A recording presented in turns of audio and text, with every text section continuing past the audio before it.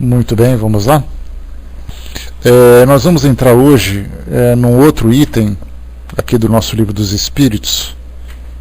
Já estamos aqui chegando na reta final desse nosso livro. Estamos no penúltimo item da terceira parte. E nós vamos depois entrar no quarto livro, Esperanças e Consolações, e nós temos aqui 2 capítulos e a conclusão para encerrarmos aqui essa nossa releitura do Livro dos Espíritos. Releitura porque a gente já estudou uma vez e agora a gente retoma, volta a fazer um novo estudo. E para cada vez que nós estudamos um livro como esse, novo aprendizado surge para nós, uma nova interpretação, uma nova visão. Isso porque nós vamos nos transformando com o passar do tempo, novas informações, novas ideias, novos pontos de vista. Bom dia, Tiene. E aí então sempre aprendemos uma coisa a mais, Por isso que estudar o Livro dos Espíritos nunca é cansativo, Provavelmente isso, Paulo. A primeira vez que a gente fez, ele demorou 4 anos, esse aqui está demorando por volta de 3 anos, 3 anos e meio mais ou menos. A gente deve terminar esse livro aqui daqui uns 2, 3 meses mais ou menos, mas está ali, batendo quase 4 anos já. A nossa sala fez 8 anos agora, fez 8 anos, então já faz isso já, vai fazer mais 4 anos agora.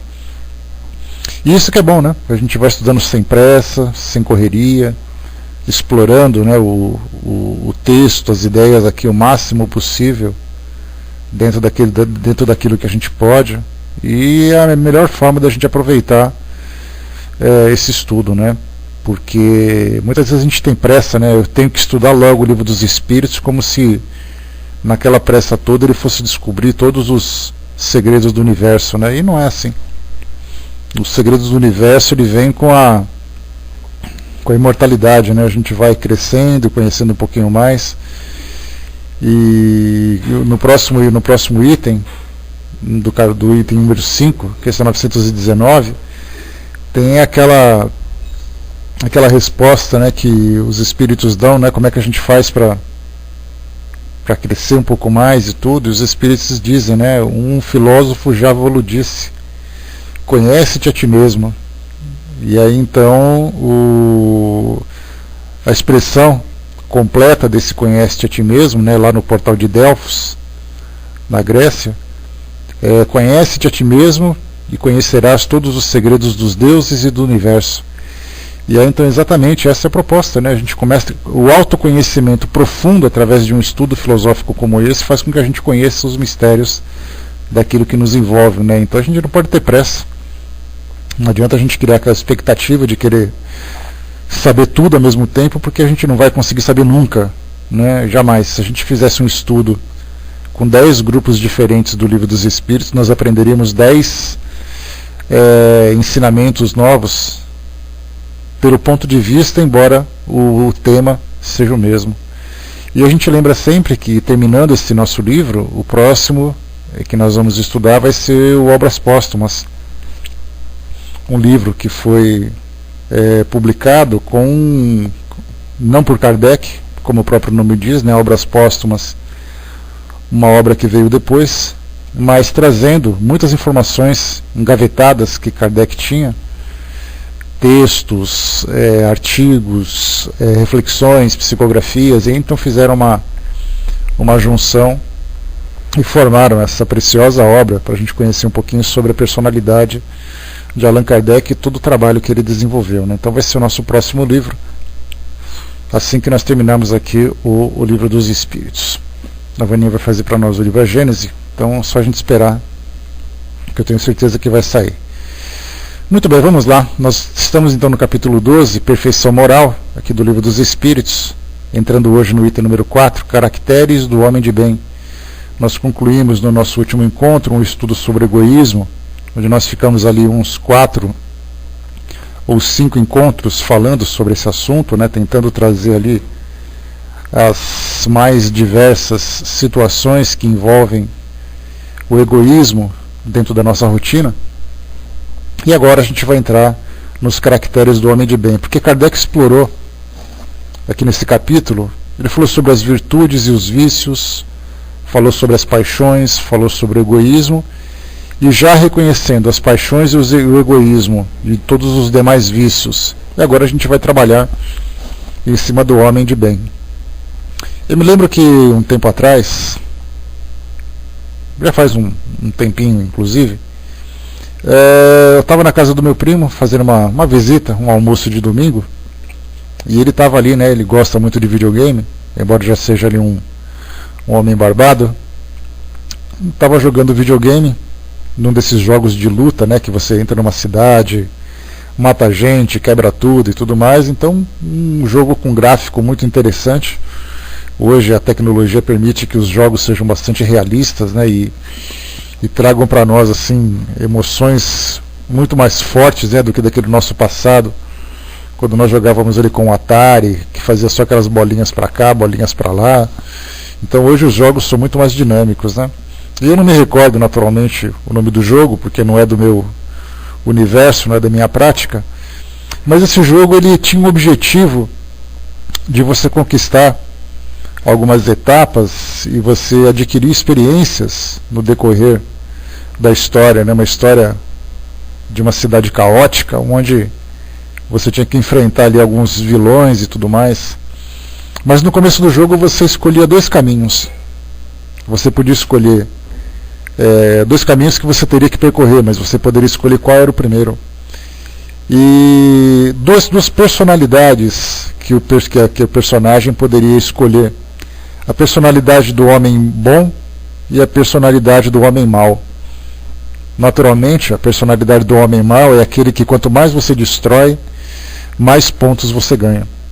Então você sai matando, destruindo, quebrando, explodindo, aquela coisa toda, e aí, então você vai adquirindo pontos. E depois que acaba essa etapa, você entra no personagem que tem aquela personalidade boa, aquela personalidade dos caracteres de um homem de bem, podemos dizer assim. E aí então você anda pela cidade protegendo, defendendo, prendendo os vilões, protegendo o patrimônio.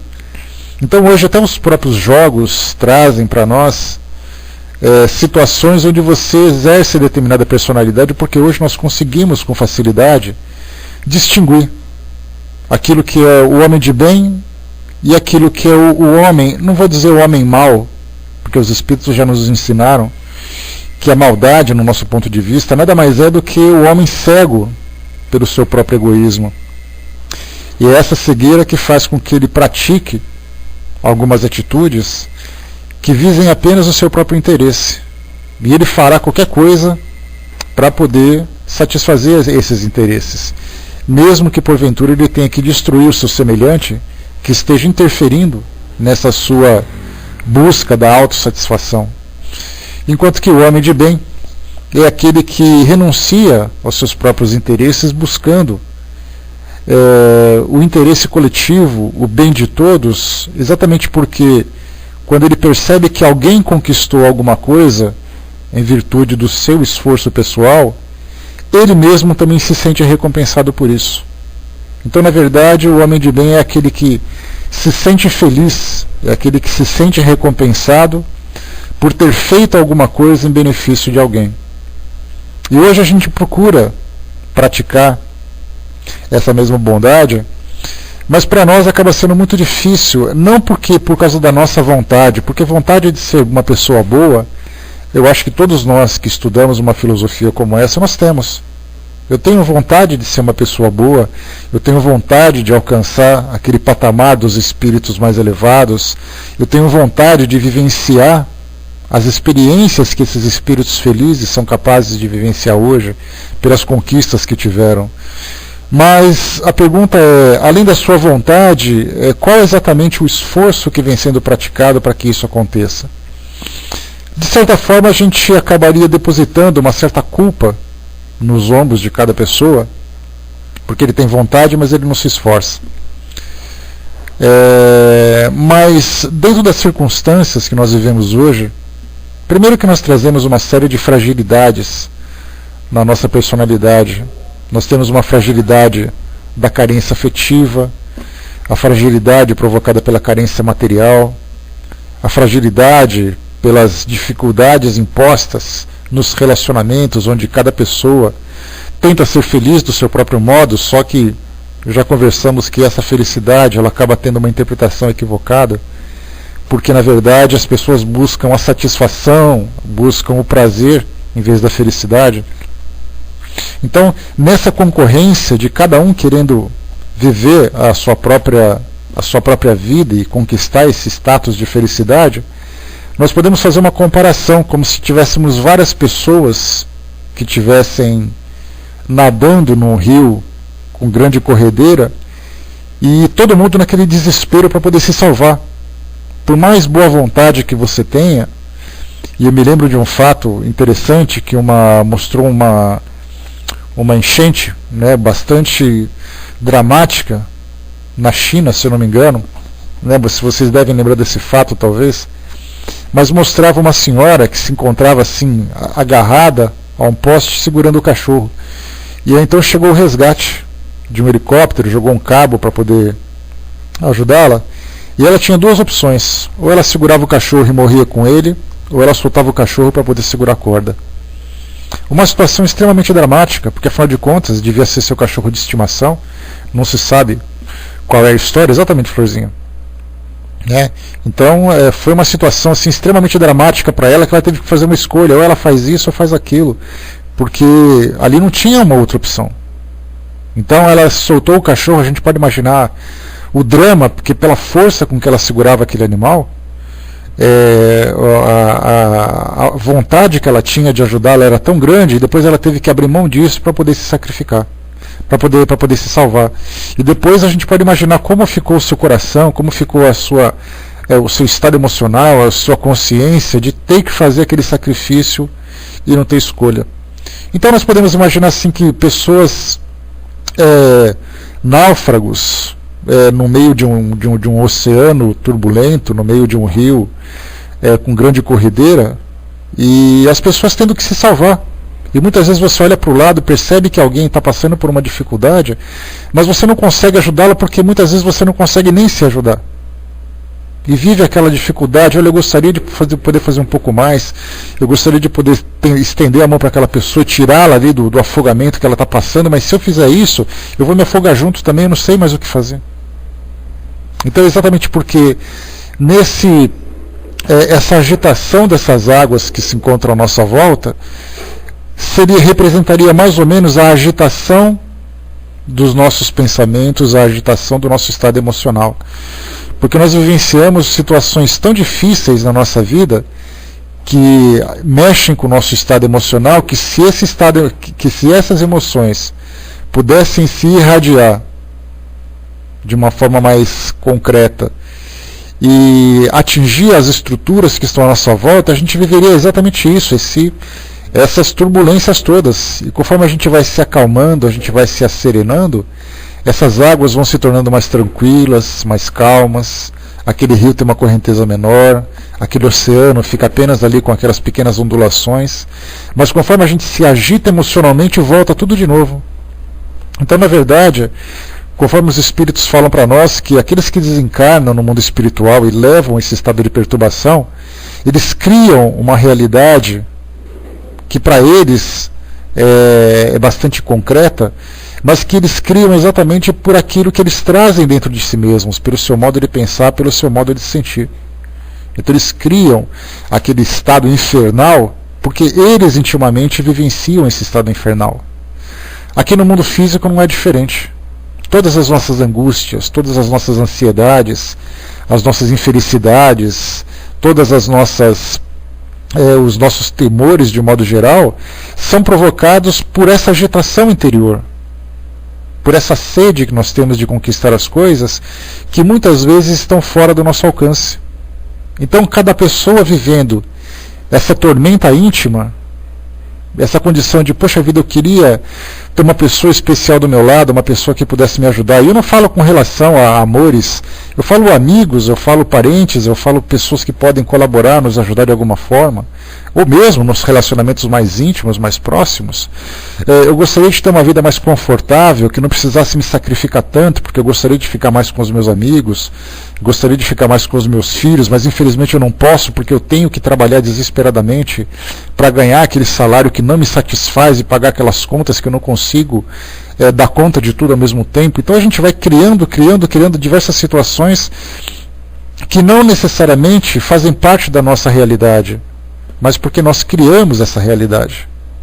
E eu digo assim, não faz parte da nossa realidade, porque quando a gente pega, por exemplo, a vida daqueles espíritos que estiveram aqui encarnados entre nós, e tiveram uma vida de renúncia material, para viver apenas em função das conquistas espirituais,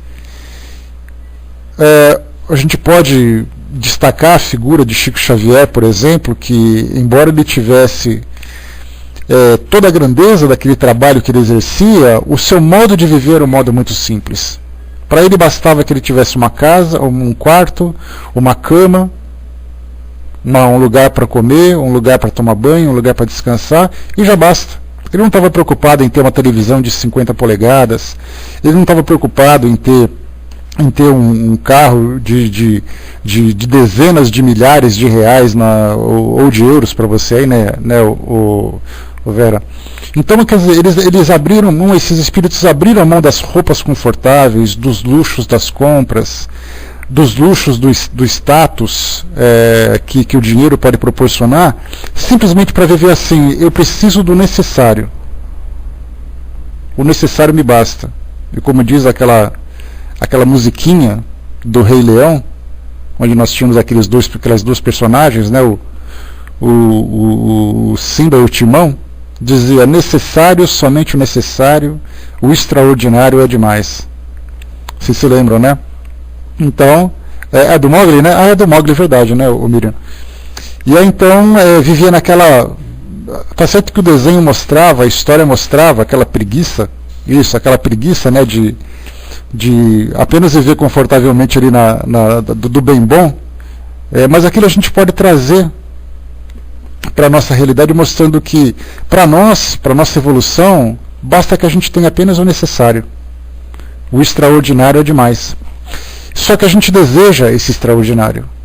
E é exatamente por essa ansiedade, essa expectativa de ter isso, e perceber que muitas vezes algumas pessoas do nosso lado conseguem ter, e nós não conseguimos, a gente fica nessa eterna infelicidade, nessa eterna insatisfação. Por esse nosso modo de viver equivocado, de valorizarmos tanto o ambiente material que nos envolve, as nossas posses, né, o nosso patrimônio, mesmo que seja um patrimônio de uma pequena biblioteca, um patrimônio de uma pequena gaveta com roupas, é o nosso patrimônio, foi aquilo que a gente comprou. Então, pelo fato da gente viver nessa ansiedade constante, a gente não consegue pensar de que forma que nós podemos ajudar as outras pessoas se nós não conseguimos nos ajudar dentro dessa expectativa que nós criamos. Dessa forma, então, tendo esse estilo de vida que nós optamos aqui nesse nosso mundo, é natural que a gente não consiga dar um passo além desse pequeno universo que nós criamos à nossa volta, esse universo de carências, de necessidades, para poder ajudar o próximo, ajudar o outro. E quando a gente o faz, fazemos com limitações. Eu faço até certo ponto, porque mais do que isso eu não consigo, porque eu tenho os meus próprios problemas. Eu tenho as minhas próprias dificuldades. Sim, algumas dessas dificuldades vêm programadas para nos estimular para o progresso através dessas provas morais que nós temos que vivenciar. Mas lembrando o capítulo 5 do Evangelho segundo o Espiritismo, que fala das dificuldades do passado e das dificuldades do presente, Kardec faz uma colocação bastante interessante, que ele diz que grande parte dos nossos problemas, eles não foram programados, eles foram criados. Eu conversava com uma amiga nesse fim de semana, e ela tem uma doença bastante severa, a doença de Crohn, alguns de vocês devem conhecer, se não por vivenciar, talvez por pessoas próximas, e atingiu um estado bastante avançado, e ela aprendeu no decorrer desses anos todos, e isso já se vão 25 anos convivendo com essa doença, no seu mais alto grau de cirurgias, de tratamentos e tudo mais, e a gente então conversava sobre isso. E eu comentei com ela que ela foi a pessoa, ela é a pessoa, e talvez será a pessoa mais disciplinada que eu conheço no que diz respeito à medicação, a tratamento, à alimentação. Eu falei, você foi a pessoa que eu já conheci, que eu conheço e que certamente eu conhecerei, que é a mais disciplinada para poder lidar com uma situação como essa. Porque outras pessoas que trazem esse tipo de doença, por não terem tamanha disciplina, acabam criando um problema para a doença que não é o problema da própria doença. Ou seja, a doença já traz ali as suas sequelas, as suas dificuldades. Então você lida com as dificuldades da doença. Mas a maioria das pessoas criam problemas por indisciplina, por rebeldia, por não aceitação. Então é mais ou menos o que a vida acaba nos oferecendo, e é exatamente aquilo que nós acabamos criando de dificuldades por não aceitarmos aquilo que a vida oferece. Daí então a gente viver sempre nessa turbulência toda. Mas a gente ainda tem, como eu falei para vocês, a gente não pode se culpar por não conseguir ser aquilo que nós gostaríamos de ser no que diz respeito aos homens de bem. Gostaria de ser um homem mais evoluído, um homem mais sábio, um homem mais tranquilo. Exatamente, Beatriz, tudo diz respeito a isso, né? Disciplina, disciplina, disciplina em tudo. Disciplina no seu modo de pensar, disciplina no seu modo de agir, disciplina no seu modo de trabalhar, no seu modo de conviver, sempre essa disciplina baseada principalmente numa proposta de vida, num objetivo, numa filosofia que nós optamos. Então não podemos nos culpar por essa fraqueza, mas a partir do momento que nós reconhecemos essa fraqueza, nós começamos então a nos preparar para travar uma luta íntima, uma luta interior de grandes proporções, que na verdade muito mais do que uma luta, é uma grande revolução. E essa revolução é necessária, porque toda revolução traz um objetivo de transformar uma ideia, um modo de viver, transformar para algo diferente, algo que a princípio temos a ideia de ser um modo de viver melhor. Todas as grandes revoluções que aconteceram na história sempre partiram de um estado de estagnação que provocava uma insatisfação da maioria, e essa maioria então se rebelava contra aquilo para poder trazer um novo modo de viver. E certamente foram essas grandes turbulências que foram transformando o nosso mundo para aquilo que ele é hoje. Imaginemos, por exemplo, na Revolução Francesa, no final do século XVIII, precisamente ali na tomada da Bastilha, né, em 14 de julho de 1789, nessa grande revolução cabeças rolaram. Reis foram depostos, reis foram executados, pessoas perderam suas propriedades. Houve aquela turbulência toda para de repente trazer um estado de independência, um estado de liberdade, um estado de igualdade, não só para a Europa naquela época, mas que influenciou a maioria dos países das Américas, que tornaram-se independentes por essa influência dessa revolução. Então essa foi um exemplo, mas nós tivemos outras revoluções também aqui no nosso mundo. E foram essas revoluções que trouxeram para nós uma nova direção. E pelo resultado a gente viu que essas revoluções foram resultados positivos, que tiraram mais uma vez aquele estado de estagnação para algo mais produtivo, que beneficiasse a maioria e não ficasse apenas concentrado naquela minoria. E hoje nós estamos vivendo nessa condição de perceber que esse estado de estagnação emocional e moral em que nós nos encontramos habituados a viver sofrendo, insatisfeitos, infelizes, em grandes partes das nossas psicopatologias que nós vivemos hoje, nada mais são do que resquícios, resultados daquilo que nós trouxemos do passado. Então, encarnações após encarnações, nós estamos assim sofrendo, sofrendo, sofrendo, sofrendo. E de repente a gente se depara nessa nossa vivência atual, começa então a ler coisas diferentes, ler ideias estranhas a nós, como essa, por exemplo, da realidade espiritual que é a nossa, que até então nós não conhecíamos. E eu me perguntava assim, eu sou um espírito que eu vou viver essa vida e depois eu vou morrer, aí eu vou para o céu, para o inferno, para o purgatório, e só. E aí eu começo a desconfiar desses dogmas, perguntando se eles são verdadeiros, ou se eles são apenas uma um mito, uma fantasia, aí eu deixo de acreditar e vou viver na minha vida sem sentido nenhum. Eu aponto uma direção e falo, eu vou para aquela direção. E se alguém me perguntar, mas por que você vai para aquela direção? Eu falo, eu não sei. Eu sei que eu tenho que ir para algum lugar e eu vou. E eu conversava com uma médica, a minha médica, há muitos anos, e aí então, ela, conversando sobre situações, ela falava assim que tem momentos em que você se vê como um barco à deriva, aquele barco perdido no meio do oceano, e você simplesmente não sabe para que direção ir. E ela, com o otimismo característico dela, dizia assim, mas é importante que esse barco não afunde. Enquanto ele está flutuando, está tudo bem. Basta apenas que ele encontre um sentido, uma direção para onde ele possa seguir. E aí então, quando ela falava assim que nós temos que ser esse barco e escolher uma direção, nós estamos assim, a nossa vida flutuando, procurando um sentido e tudo mais. E nós vivemos durante muito tempo nessa mesma condição. Nós vivemos durante muito tempo nesse mesmo estado de sempre viver o dia a dia, tentando sobreviver às dificuldades, mas sem encontrar realmente uma proposta de dizer assim, eu quero viver dessa forma porque é isso que eu desejo conquistar. E essa conquista já sai desse ambiente material e já começa a entrar no ambiente espiritual, porque muitas vezes as pessoas crescem e elas estabelecem metas para suas vidas.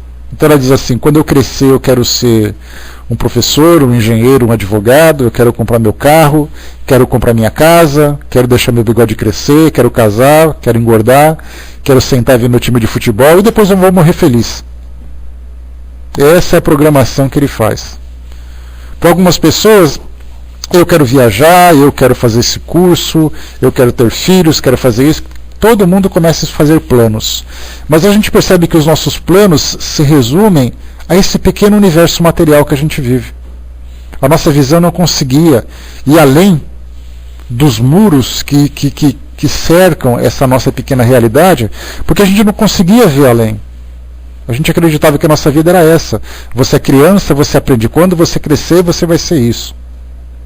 Então a gente já fica condicionado com aquela pressão de ter que ser uma pessoa bem-sucedida para você se considerar uma pessoa feliz. Mas a sua felicidade se resume nisso. Você conquista aquilo, acaba, se aposenta, envelhece e vai embora. Pronto. A sua vida está completa.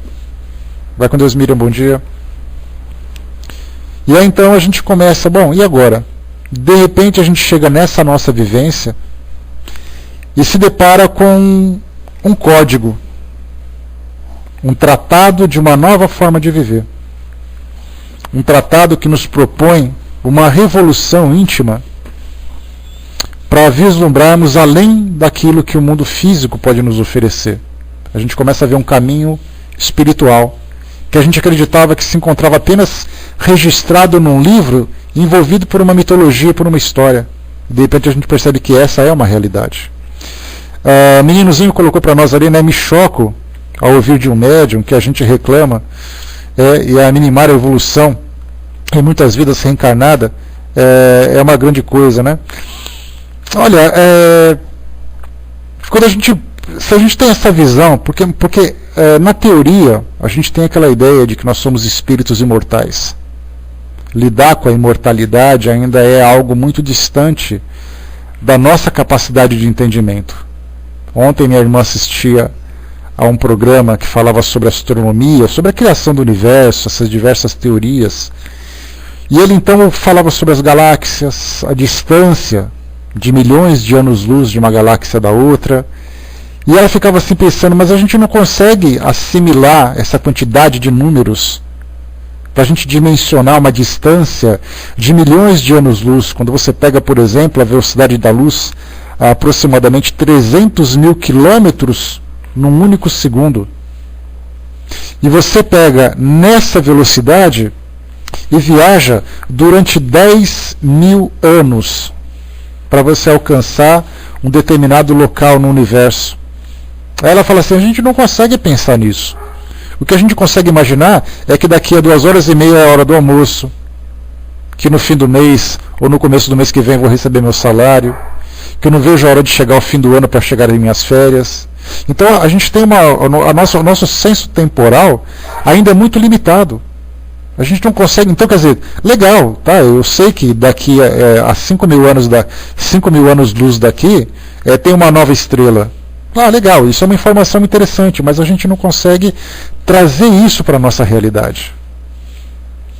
Então quando a gente fala sobre eu sou um espírito imortal, que nas próximas encarnações e coisa e tal, para nós ainda continua sendo teoria. Por isso que a gente vive essa nossa realidade, embora a gente tenha a informação de que no futuro nós teremos novas e novas experiências, que nós alcançaremos novos mundos, novas dimensões, novos níveis evolutivos e tudo mais, isso para nós fica apenas a título de informação. Porque no que toca a nossa realidade, é hoje, é o agora, são as minhas necessidades do presente, são os meus problemas, como nós colocamos há pouco. A gente cria uma realidade para nós hoje tentando sobreviver. Então a gente não consegue ir além disso. Para dizer assim, eu tenho essa certeza. Eu tenho essa informação. Mas daí para dizer que eu tenho uma certeza, é muito difícil. A gente não consegue ainda, a nossa razão, por ser muito limitada, e a gente falava sobre isso ontem, naquelas nossas reflexões no final, né, do nosso estudo, né? Sim, né, sem dúvida, é difícil ser bom dentro dessa nossa perspectiva, mas as coisas vão acontecendo. Mas ontem, no final do nosso estudo, a gente teve aqui um papo filosófico, né, falando um pouquinho sobre a limitação intelectual que a gente tem para assimilar determinadas realidades. E quando eu falo realidade, é assim, você ser um espírito é uma realidade. A sua mente compreender isso já é outra história. Então a gente tem uma formação intelectual limitada, a gente tem um grau de desenvolvimento espiritual limitado, daí então a gente não consegue alcançar além daquilo que vive a nossa realidade. Lendo um livro sobre filosofia, há um tempo atrás, a gente falava sobre a consciência. O livro falava sobre a consciência, mas ele começava falando sobre a consciência dos animais. E recentemente saiu numa revista super interessante, a revista chamada Super Interessante, que é um assunto super interessante, falava assim, vocês estão ouvindo de fundo, aqui na minha casa, meus cachorros? E aí então, falava exatamente sobre os cachorros, o que pensam os animais. Esse era o título da matéria, e aí então os especialistas colocavam, né, as suas opiniões sobre o que pensavam os animais. E nesse livro de filosofia falava a mesma coisa. Só que ele dizia assim, pense na vida dos animais. Aquele animal, por exemplo, ele está deitado aqui na garagem da minha casa tomando sol, e a mente dele circula o seguinte, o sol está me incomodando ou não está me incomodando? Que barulho é esse que está próximo a mim? Eu estou com fome, que horas que vão me dar comida? Que cheiro é esse? Eu quero morder o carteiro que chegou. Eu vou fazer isso. Quer dizer, o pensamento dele diz respeito a apenas às suas necessidades imediatas. Ele não fica pensando assim, o que será que eu vou ter para janta? Será que amanhã vai chover? A que horas mais ou menos eu vou passear? O cachorro não pensa isso, ele não é capaz de fazer planos. Ele vive aquele momento, naquela hora. A nossa vida, embora a gente já tenha evoluído do reino animal, e já tenha atingido um grau evolutivo como espíritos que somos, a nossa realidade ainda, mais ou menos como a realidade dos animais, ainda diz respeito às nossas necessidades, vamos dizer assim, relativamente imediatas. Eu estou preocupado com agora, eu vou ter que fazer meus compromissos de agora. Eu já começo a fazer um certo planejamento para daqui a um dia, daqui a uma semana, daqui a um mês, daqui a alguns anos. Mas fora dessa nossa realidade a gente não consegue ir além. A gente não consegue fazer um plano assim, que na próxima encarnação eu pretendo fazer isso. Eu posso até ter vontade de fazer. Mas como essa próxima reencarnação para mim é algo que ainda eu não estou convicto da existência dela, eu não consigo fazer um planejamento a longo prazo. E por isso que mostra que mesmo sendo médiums, mesmo sendo espíritas, nós ainda temos essa limitação, porque não é uma questão de crença, não é uma questão de opção filosófica ou opção religiosa, é uma questão de limitação de capacidade mesmo. Nós não temos a capacidade de ir além. Por isso então a gente sempre tem a preocupação de viver o hoje, o agora. E a gente tem essas frases populares que dizem para nós, né? Viva a vida intensamente porque ela é muito curta. Viva o agora, não se preocupe com o amanhã. E aí aquelas frases de para-choque de caminhão, né? Viva o agora, viva fazendo isso, fazendo aquilo tudo e coisa e tal. Então, estamos assim nessa... Pois é, uma câmera de 15, né, meninozinho? Ser uma câmera de 2 é muito limitado, né? A gente vê quanta coisa a gente perde. Então, a gente hoje se depara com um tratado filosófico, a gente com um tratado que revela para nós uma nova realidade, mas não apenas trazendo suposições e trazendo para nós informações, mas nos propondo um novo modo de pensar agora que nos leva a conclusões mais concretas. E a gente começa então a se convencer. Quando a gente abraça a doutrina espírita, ou estuda os ensinamentos doutrinários, quando fala, por exemplo, que nós somos espíritos imortais, que nós somos espíritos reencarnados, que nós vivemos uma realidade baseada em provas e expiações para nos estimular ao progresso, corrigindo aquilo que foi equivocado no passado e propondo agora os acertos para o futuro e tudo mais, a gente começa a olhar de um modo diferente. E dizendo assim, peraí, isso aqui não são apenas palavras. Isso é possível acreditar. É possível viver dessa forma, com essas convicções, com essas referências. E a partir quando eu começo a assumir essa possibilidade disso realmente ser real, eu já começo a transformar minha vida a partir de agora. Eu já começo a ter atitudes diferentes do que eu tinha do passado, porque agora eu encontro propósito. E aquele barquinho que ficava boiando no meio do oceano, ali flutuando, sem direção, à deriva, de repente ele começa a ver um certo clarão no horizonte, e ele começa então a virar sua proa para ali e fala, é para lá que eu quero ir. Eu não sei o que eu vou encontrar lá. Mas vivendo nesse local que não tinha referência nenhuma, e de repente aparece um brilho no horizonte, eu falo assim, bom, então eu vou para aquela direção. Aquela direção já me interessa. E aí então eu começo a seguir para lá, para ver o que eu vou encontrar. Mas para poder chegar lá, eu tenho que ter algumas atitudes. Eu vou ter que remar, fazer um esforço extra, porque até então eu estava deitado no barco, com os pés para cima, tomando um sol, e fica assim. Agora não, eu começo a falar assim, peraí, agora eu vou ter que começar a remar. Eu vou ter que programar minha vida, eu vou ter que descansar um pouco e remar mais um pouco, para que eu não caia na exaustão. Eu vou ter que me virar para poder me alimentar, para poder sustentar meu corpo físico. As pessoas que estão próximas comigo, a gente vai ter que começar a coordenar as nossas ações para remar na mesma direção. Porque enquanto o barco estava à deriva, era todo mundo chorando, todo mundo reclamando e coisa e tal. E quando o barco começa a afundar, é mais ou menos o que aconteceu no Titanic, naquele filme, vocês lembram? Na hora que o barco está afundando, é cada um por si, Deus para todos. Aí é nego subordando, o nego empurrando o outro fugindo, o outro escondendo, o outro cometendo suicídio, aquela coisa toda. Então, enquanto o barco não afunda, as pessoas estão desinteressadas, discutindo uma com a outra e coisa e tal. De repente começam a encontrar um propósito. É a lei da sobrevivência, velho. É o instinto de sobrevivência que diz, olha, sobreviva, não importa o que você faça. Aí quanto mais instintiva para nós instintivo para nós é esse sentimento, mais agressivos nós somos. Mas muito bem, esse nosso barquinho então está direcionado para aquela direção. E a gente começa a fazer um planejamento de vida. Nós vamos chegar até lá para poder viver de um modo mais, nós vamos planejar a nossa saída para lá e começamos então a programar a nossa rotina. Começamos então a reprogramar a nossa rotina. A partir de agora a gente vai fazer tal coisa, a gente vai organizar melhor aqui as nossas ações. Enquanto você rema, eu descanso. Enquanto eu remo, você descansa. A nossa comida vai ser dividida e coisa e tal. Então a gente já muda o nosso modo de viver. Assim é para nós também a nossa vida, porque a gente começou a vislumbrar uma luz que até então não aparecia. E a gente começa a ver no horizonte que existe alguma coisa que nos atrai para lá. Porque não é apenas a minha vontade de ir. É alguma coisa que me puxa. E os Espíritos dizem para nós que nós temos na nossa consciência um sentido, um sentimento instintivo, aliás, dentro de nós, um sentimento instintivo que nos leva para cima, nos leva em direção a Deus. Os homens, por mais primitivos que eles sejam, eles acreditam na existência de uma força superior, eles só não compreendem o que é.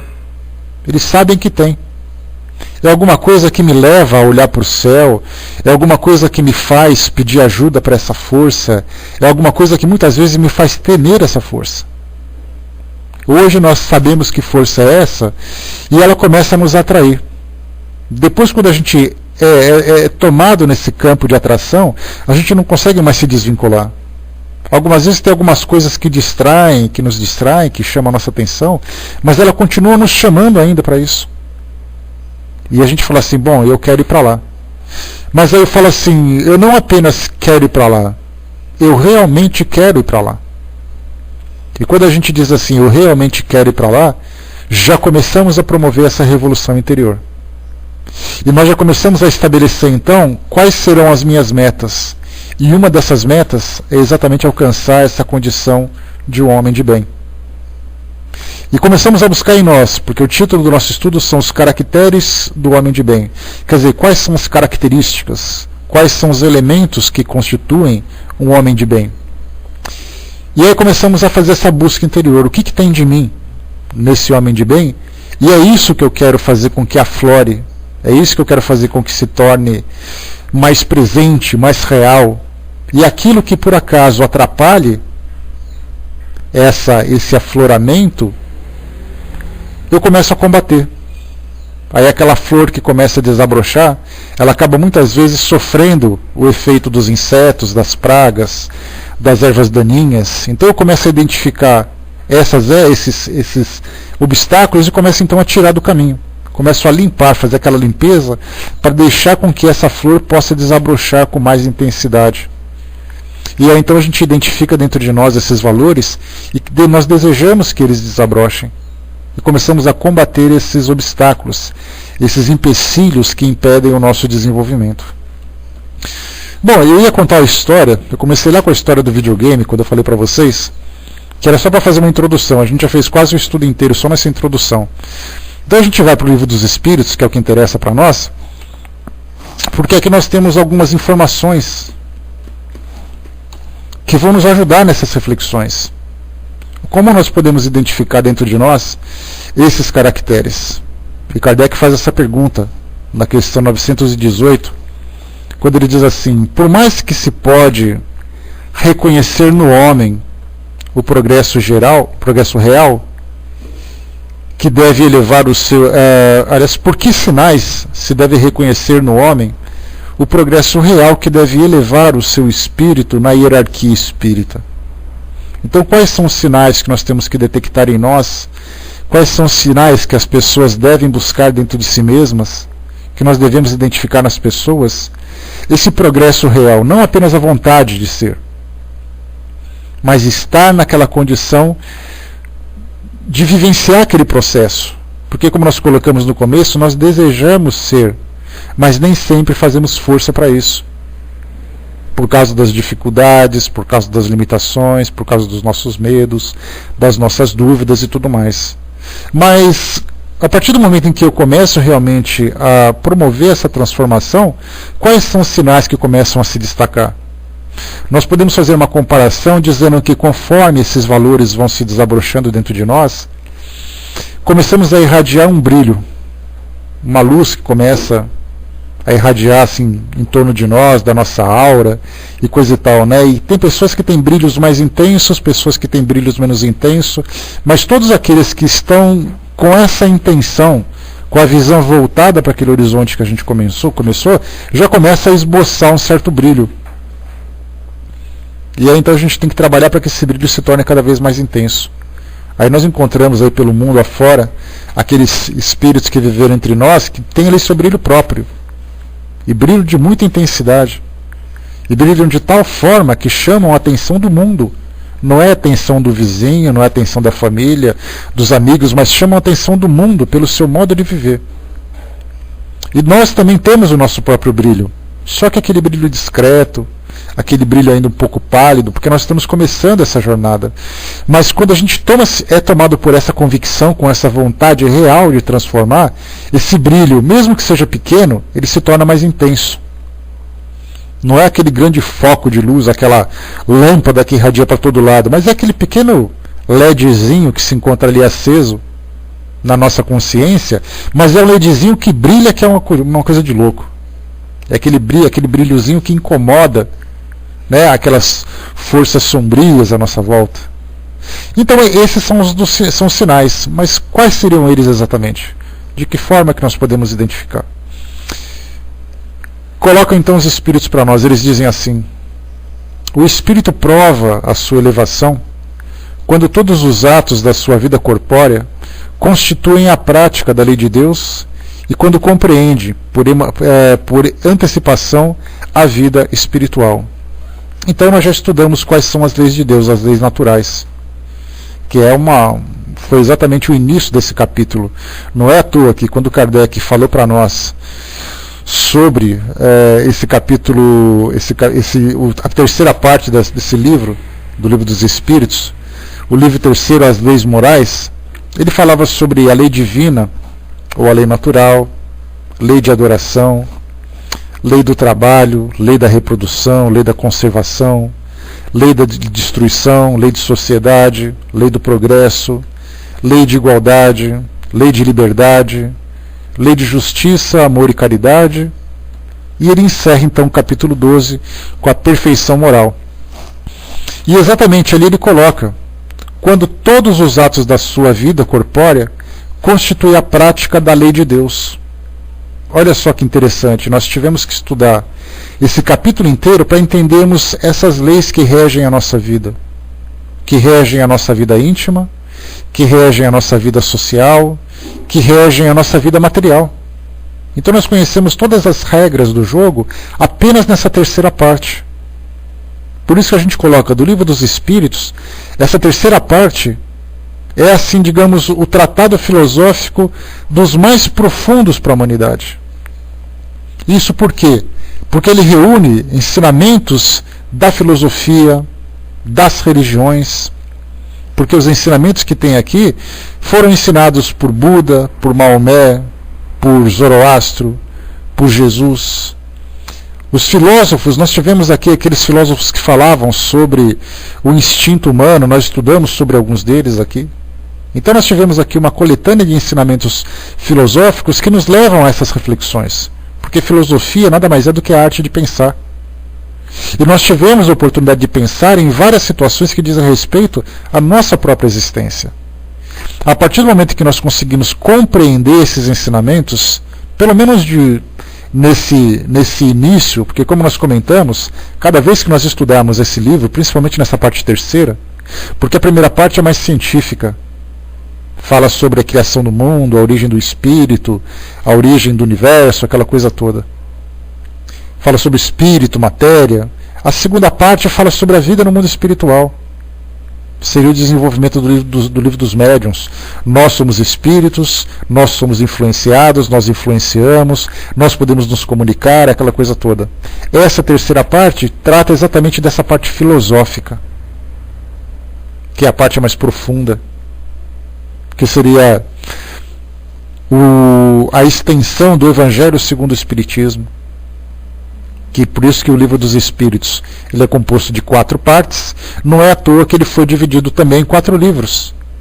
A Gênese é a primeira parte, o Livro dos Médiuns a segunda parte, Evangelho a terceira parte e o Céu e o Inferno a última parte, que a gente vai entrar depois. Então nós estamos aqui conhecendo essas leis de Deus. E quando nós conseguimos colocar em prática esse conhecimento todo que nós temos para a nossa vida atual, a gente começa então a ver além daqueles muros que nós comentamos. A gente sai um pouco dessa nossa realidade material e começa então a olhar a realidade espiritual, que para nós ainda se revela através da teoria, mas que a nossa razão já começa a compreender. Eu sei que eu sou um espírito e de certa forma eu já começo a me ver como espírito. E aí, me vendo como espírito, eu já começo a me preocupar com as minhas atitudes agora. Se por acaso eu tenho conflitos de relacionamentos, eu já começo a perceber que esses relacionamentos vão se estender também para além da vida física, eles terão que ser revistos depois.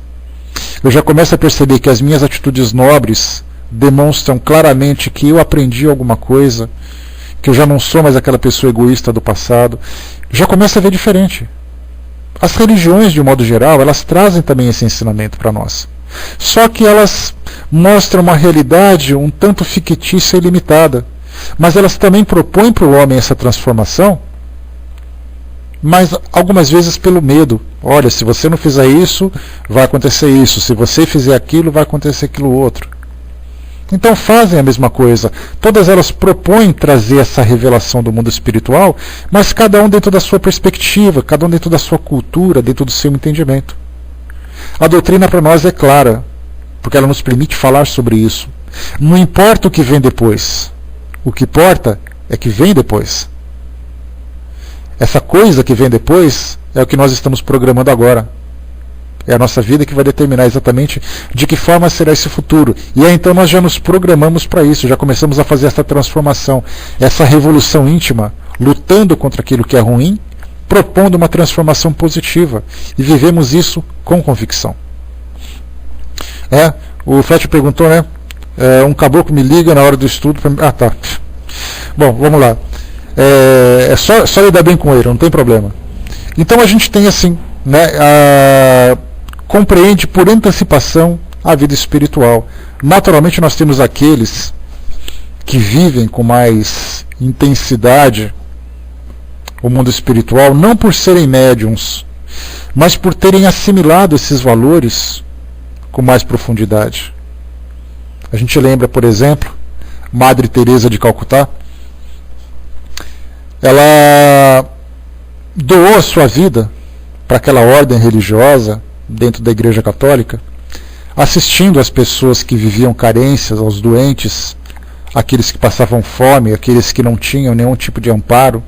Ela viveu em função disso. Só que ela vivia uma solidão íntima muito grande porque ela não conseguia sentir a presença de Jesus. E ela dizia isso, ela fez essas confidências para um amigo religioso que era católico também. Ela trocava essas cartas. E essas cartas foram publicadas depois. E ela dizia assim: por que Deus não fala comigo? Por que eu não consigo sentir a presença de Deus? Mas independente dessa visão, independente disso, a vida dela era aquilo. Foi aquele exemplo que ela demonstrou para nós. Então, quer dizer, ela já vivia por antecipação uma vida espiritual, independente de qualquer coisa que viesse depois, que certamente a fez sofrer. Mas ela já estava transformada, porque ela sabia que era aquilo que ela tinha que viver. Inconscientemente, ela já estava vivendo essa realidade. Vivendo esse amor divino que ela transmitia, mesmo que ela não sentisse. Ela sabia que existia, mas ela falava: mas por que eu não tenho esse contato?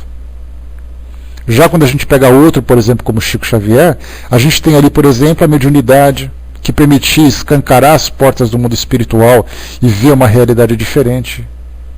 Nós tínhamos ali, por exemplo, Gandhi, que sentia nas pessoas a necessidade dessa transformação, mas que também não tinha contato com o mundo espiritual. Então cada um vivendo algo diferente. E mais uma vez, como eu falei para vocês, a gente cita aqueles que são os mais destacados, né? Mas certamente nós temos aqueles anônimos espalhados pelo mundo afora, que certamente tem na África, na Ásia, na Europa, nas Américas, na Oceania, que são daquelas civilizações, daquelas cidades mais estruturadas, até daqueles vilarejos que são ainda bastante coloniais. Mas certamente esses espíritos estão ali encarnados, porque eles estão espalhados. Eles não usam crachá. Eles se destacam exatamente disso. O espírito prova a sua elevação quando todos os atos da sua vida corpórea constituem a prática da lei de Deus. E quando compreende por antecipação a vida espiritual. Então eles se destacam pelas ações, não se destacam pela aparência. E aí então a gente começa a medir exatamente qual é o grau da nossa transformação. Até onde eu consigo me colocar como um espírito elevado. E aí a gente começa a perceber, bom, eu tenho essa virtude, eu tenho aquela outra, preciso melhorar essa, e aí começa esse trabalho de transformação contínua. O texto continua para nós aqui. Já um comentário de Kardec aqui nesse caso, né? Digamos assim, Zé, eles apresentam esses mitos, essas superstições e comodismos pela cultura que ela tem. É a famosa, a popular, que eu já falei para vocês, a síndrome da ovelha. As religiões aprenderam que o espírito precisa seguir alguém ou alguma coisa para poder alcançar algum lugar. Não conseguiram ainda colocar na cabeça das pessoas que elas são capazes de se transformar.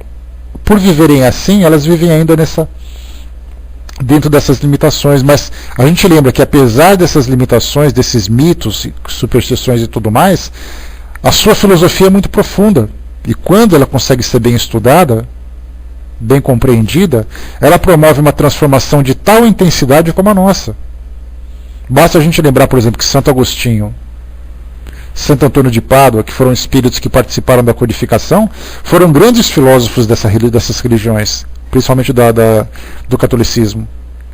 E eles eram assim, filósofos, pensadores, trouxeram grandes ensinamentos, revolucionaram a igreja e também agora estão revolucionando a doutrina. Elas trouxeram essa revolução da doutrina com a sua participação. Nando colocou, né, mas existem, porque certas pessoas só funcionam com isso. É o estágio evolutivo. Você não pode propor filosofia para aqueles que ainda não conseguem compreender. Então o que você faz? Você promove o impulso, o estímulo, e elas são estimuladas exatamente por isso. Então, quer dizer, tudo dentro do seu nível. Conforme a gente vai crescendo, a gente vai buscando algo além das práticas religiosas. A gente vai buscando a própria religiosidade. Porque existe uma diferença entre religiosidade e religiões. Religião é o meio, religiosidade é a condição. Se você não consegue alcançar aquela condição, você vivencia ainda os meios, você precisa passar por aquilo. Então faz parte desse processo, sem dúvida nenhuma. Vamos lá então para a gente poder concluir aqui, senão a gente não fecha. Kardec então faz comentário a esse respeito, ele diz assim: o verdadeiro homem de bem é aquele que pratica a lei de justiça, amor e caridade na sua mais completa pureza. Se interrogar sua consciência sobre os atos praticados, perguntará se não violou essa lei, se não cometeu nenhum mal, se fez todo o bem que podia, se ninguém teve de se queixar dele, enfim, se fez para os outros aquilo que queria que lhe fizessem. O homem possuído pelo sentimento de caridade, de amor ao próximo, faz o bem pelo bem, sem esperança de recompensa, e sacrifica o seu interesse pela justiça. Ele é bom, humano, benevolente para todos, porque vê irmãos em todos os homens, sem exceção de raças ou de crenças. Se Deus lhe deu o poder e a riqueza, olha essas riquezas como um depósito do qual deve usar para o bem, e disso não se envaidece, porque sabe que Deus, que os deu, também poderá retirá-los. Se a ordem social colocou homens sobre a sua dependência, trata-os com bondade e benevolência, porque são seus iguais perante Deus. Usa de sua autoridade para lhes erguer a moral, e não para lhe esmagar com seu orgulho. É indulgente para com as fraquezas dos outros, porque sabe que ele mesmo tem necessidade de indulgência, e se recorda destas palavras do Cristo, que aquele que estiver sem pecado, atire a primeira pedra. Não é vingativo, a exemplo de Jesus, perdoa as ofensas para não se lembrar, senão dos benefícios, porque sabe que lhe será perdoado assim como estiver perdoado. Respeita, enfim, nos seus semelhantes, todos os direitos decorrentes da lei natural, como desejaria que respeitassem os seus. Bom, esse texto, essa resposta, que é a única pergunta que tem nesse capítulo, perfeição moral, caracteres do homem de bem, traz para nós ali o perfil de um indivíduo que conseguiu viver esses ensinamentos, os cristãos, por exemplo, e eu falo cristãos, por exemplo, porque nós temos os outros ensinamentos filosóficos das outras escolas, que também têm grande valor. E que se nós fizermos uma comparação, um estudo profundo, nós veremos que as mesmas coisas estão sendo ditas para todos os grupos de modos diferentes. Tudo isso dito de uma forma universal. Porque quando a gente fala sobre o homem de bem, o homem de bem ele não é uma propriedade de um determinado grupo. O homem de bem é uma condição universal. E para poder alcançar essa condição, as práticas são as mesmas. Os grupos são os mesmos. A forma de viver é a mesma para todos. As depurações que ele precisa realizar são as mesmas também. Porque ele vai encontrar as mesmas imperfeições. Então o egoísmo é o egoísmo em todo lugar. A crítica é a crítica em todo lugar. A violência é a mesma em todo lugar. Os medos e as fraquezas são as mesmas em todos os lugares.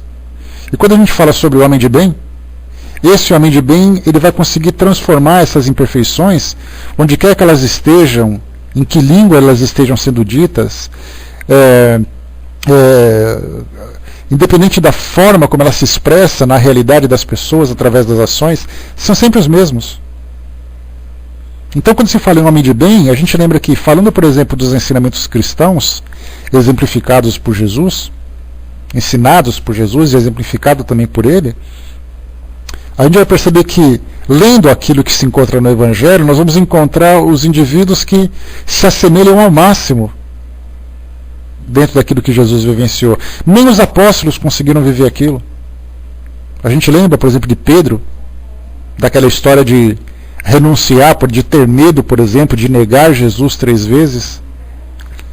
Embora aquela seja uma história que foi contada da experiência daquele apóstolo, independente se for daquela forma que aconteceu ou não, a gente lembra, por exemplo, que nós passamos por situações de negações para não desejar o sacrifício pessoal em várias circunstâncias da nossa vida.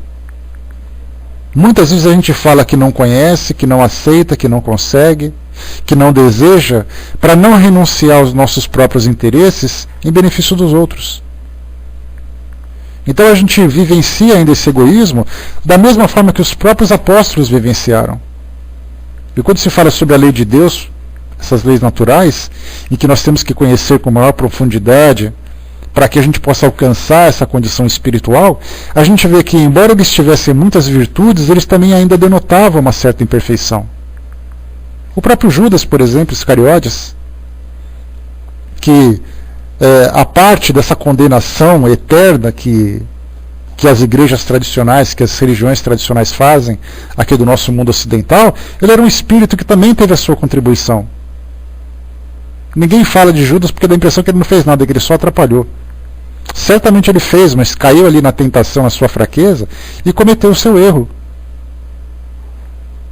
Lembra que eu falei para vocês de um centro espírita interessante na cidade de Franca, aqui no interior de São Paulo, chamado Centro Espíritas Judas Iscariotes. Posso até ver na cabeça de vocês aquela grande interrogação. E eu fico me perguntando, se você passasse em frente a um centro como esse, qual seria o pensamento imediato que viria na sua cabeça? Você colocaria um nome como esse? Você frequentaria um centro como esse? É claro que vai dizer assim, claro, imagina, eu sou espírita, imagina. Tá, mas faz de conta que ninguém está ouvindo o que você está pensando. Você pensaria isso? Aí foram perguntar para o presidente, mas escuta, mas por que vocês colocaram o nome desse, um nome desse no centro espírita? Aí ele pegou, a resposta foi assim, mas por que não? Nós não acreditamos no perdão, nós não acreditamos na regeneração do espírito, e nós vemos Judas Iscariotes como um espírito que teve a oportunidade de se regenerar. Ele não é aquele espírito que ficou ali enfiado no inferno por toda a eternidade por ter traído Jesus. Ele é um espírito que se transformou. Então nós utilizamos esse nome em homenagem ao perdão. Aí a gente ficou assim, né? Poxa vida, que interessante. A gente nunca tinha pensado por essa perspectiva. Então, percebemos o quê? Que vivendo esses ensinamentos cristãos, nem mesmo aqueles que estavam tão próximos de Jesus conseguiram, porque eles discutiam entre eles. Um queria ser mais adorado do que o outro. Né? A gente tem ali, por exemplo, o Evangelho Apócrifo de Maria Madalena, que falava que muitas vezes os próprios apóstolos discutiam entre si porque sentiam inveja da preferência que Jesus tinha por ela. Então eles brigavam ali nos seus personalismos, nos seus individualismos, apesar de todas as virtudes, apesar das qualidades que eles demonstravam. Então a gente vê assim que todos nós temos condições de vivenciar essas experiências do homem de bem, só que dentro das nossas limitações, mas que certamente tendem a evoluírem na sua qualidade, na sua intensidade, para alcançarmos aquela condição de perfeição. A perfeição relativa ao Espírito, da mesma forma que Jesus demonstrou para todos nós aqui. Da mesma forma que Jesus mostrou para as pessoas a importância de adquirir aquelas qualidades, de desenvolver aquelas qualidades. Então hoje nós temos essa opção. Nós temos uma proposta de vida que vai nos direcionar para aquela direção do mundo espiritual que nós já conseguimos observar, que já conseguimos analisar.